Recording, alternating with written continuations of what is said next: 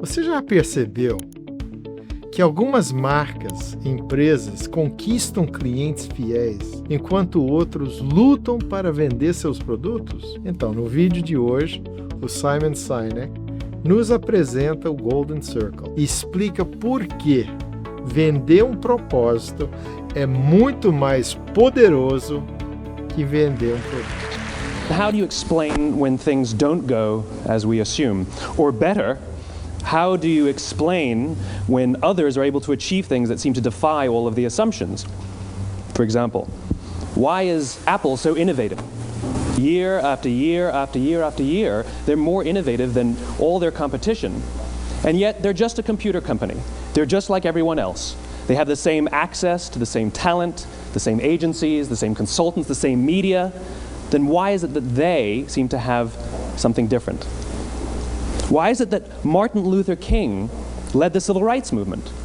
He wasn't the only man who suffered in a pre-civil rights America, and he certainly wasn't the only great orator of the day. Why him? And why is it that the Wright brothers were able to figure out controlled powered manned flight when there were certainly other teams who were better qualified, better funded, and they didn't achieve powered manned flight, and the Wright brothers beat them to it? There's something else at play here. About 3.5 years ago, I made a discovery, and this discovery profoundly changed my view on how I thought the world worked, and it even profoundly changed the way in which I operate in it. As it turns out, there's a pattern. As it turns out, all the great and inspiring leaders and organizations in the world, whether it's Apple or Martin Luther King or the Wright brothers, they all think, act, and communicate the exact same way, and it's the complete opposite to everyone else. All I did was codify it. And it's probably the world's simplest idea. I call it the Golden Circle.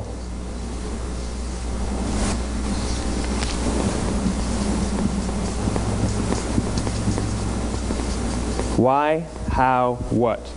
This little idea explains why some organizations and some leaders are able to inspire where others aren't. Let me define the terms really quickly. Every single person, every single organization on the planet knows what they do, 100%. Some know how they do it, whether you call it your differentiating value proposition or your proprietary process or your USP. But very, very few people or organizations know why they do what they do. And by why, I don't mean to make a profit. That's a result. It's always a result. By why, I mean what's your purpose? What's your cause? What's your belief? Why does your organization exist? Why do you get out of bed in the morning? And why should anyone care? Well, as a result, the way we think, the way we act, the way we communicate is from the outside in. It's obvious. We go from the clearest thing to the fuzziest thing. But the inspired leaders and the inspired organizations, regardless of their size, regardless of their industry, all think, act, and communicate from the inside out. Let me give you an example. I use Apple because they're easy to understand and everybody gets it. If Apple were like everyone else, a marketing message from them might sound like this. We make great computers. They're beautifully designed, simple to use, and user-friendly. Want to buy one? Meh. And that's how most of us communicate. That's how most marketing is done, that's how most sales is done, and that's how most of us communicate interpersonally. We say what we do, we say how we're different or how we're better, and we expect some sort of behavior, a purchase, a vote, something like that. Here's our new law firm. We have the best lawyers with the biggest clients. We have, we always perform for our clients, do business with us. Here's our new car. It gets great gas mileage. It has, leather seats. Buy our car. But it's uninspiring. Here's how Apple actually communicates. Everything we do, we believe in challenging the status quo. We believe in thinking differently.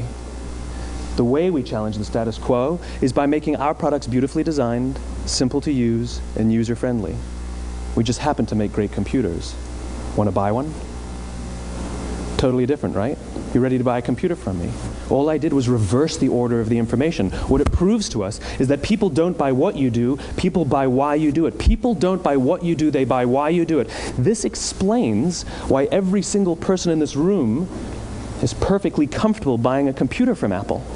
But we're also perfectly comfortable buying an MP3 player from Apple, or a phone from Apple, or a DVR from Apple. But as I said before, Apple's just a computer company. There's nothing that distinguishes them structurally from any of their competitors. Their competitors are all equally qualified to make all of these products. In fact, they tried. A few years ago, Gateway came out with flat-screen TVs.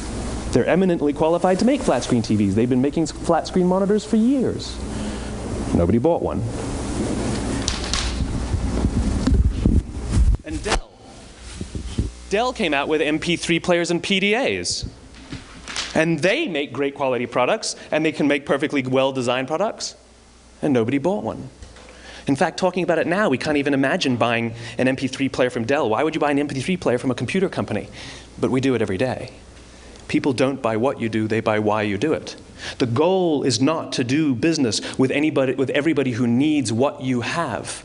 The goal is to do business with people who believe what you believe.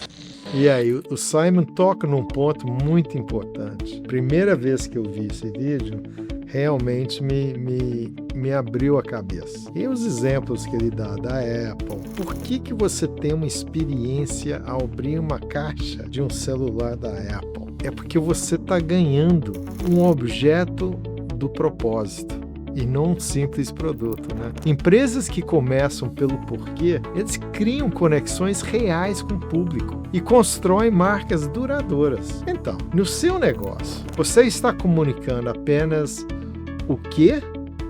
Ou realmente está transmitindo o propósito genuíno do que você faz? É propósito ou é produto? O propósito gera movimento, o movimento gera desejo, o desejo de participar de um propósito. O produto é resultado do propósito. Quem compra, compra o propósito e usufrui do produto. Encare essa. Face it.